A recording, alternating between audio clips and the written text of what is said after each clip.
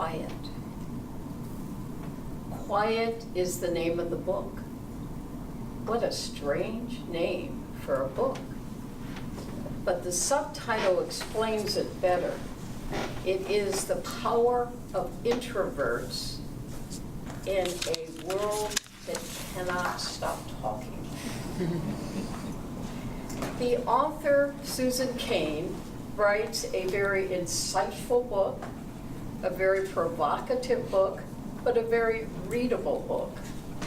And she's not into grinding acts that all introverts are God's gift to the world, and God help us if we are extroverts, but rather that we need a balance, and that most of us have both tendencies, but one is more dominant.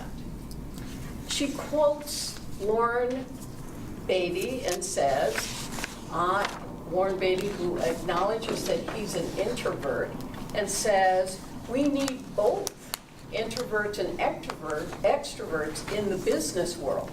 We need those introverts who have the ideas. They're the reflective people. But then we need those extroverts to sell that idea. One of the most interesting things that Ms. Cain talks about is our changing culture in this nation. And she says that we have gone from a culture of character to a culture of personality. And if we were in the former culture of character, introverts were appreciated, they earned respect, and they did well. They have more trouble in this changing culture of personality. And how she defines culture of character is people that they believe that we should be people of integrity, people of our word, and that we do good deeds because that's what we do to respect ourselves and others. The change that has come about is the culture of personality, where it centers on me. And it's the charismatic person that everybody gets excited about. The person that can walk in and take over the room. The person that has that engaging personality.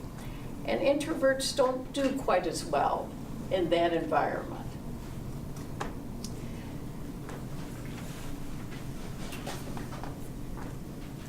If I was an extrovert, I would have done just what I did when I walked into this room, which was a brand new room to me of wonderful people. And I would have gone up to this gentleman and said, and let me do it again, hello, I'm Anita, and your name is?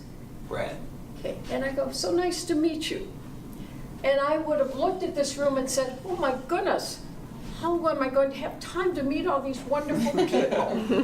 Now, an introvert would come in and say, wow, this is a lot of chairs in here, you know, and would be very slow to make comments, listen very carefully, could quote back what each of us said in table topics, okay, but would be very slow to make comments. 100 years ago, a psychoanalyst, Carl Jung, gave an excellent definition of introvert and extrovert. And an extrovert is one who takes his or her energy from one another. An introvert, on the other hand, takes their energy from themselves. And people have said, oh, come on, that's 100 years ago. Can't we improve? And most psychoanalysis people today say, that's good. He did it right, and we can't improve on that. So an introvert is someone who is a listener, doesn't talk a lot, reflects, and before they speak, they know what they're going to say, and they say it well.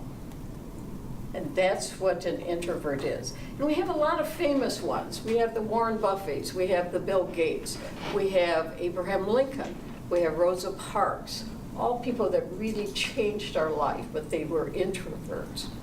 And none of us is all one or the other, as I said before.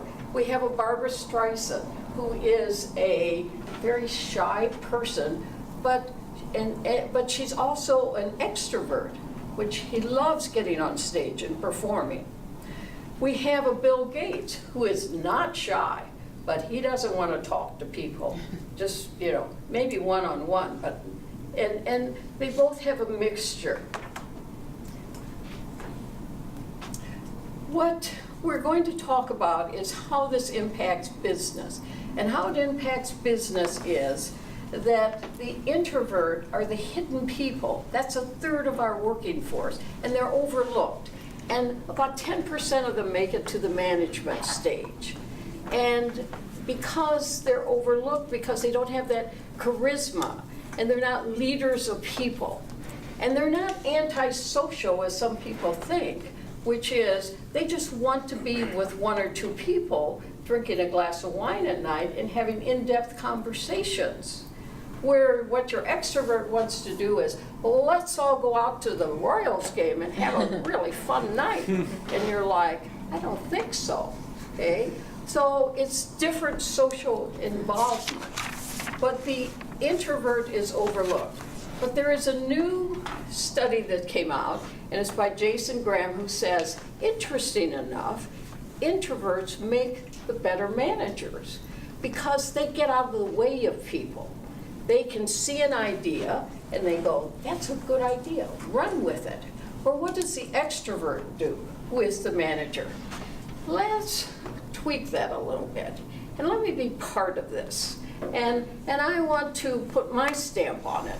It gets in the way of this creativity and this energy of the introvert. Another thing that impacts is the workplace.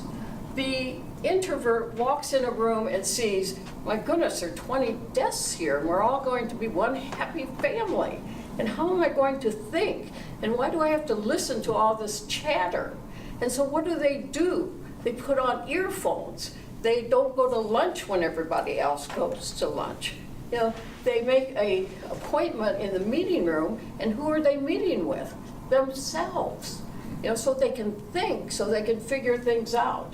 And so the more introverts we get in management positions, the more it has changed in regard to this collaborative connectedness is no longer, you know, let's all sit in one room. What we're all realizing now is that it's not the loudest person that talks that always has a good idea, but it's those strong, quiet people that we need to listen to. Thank you.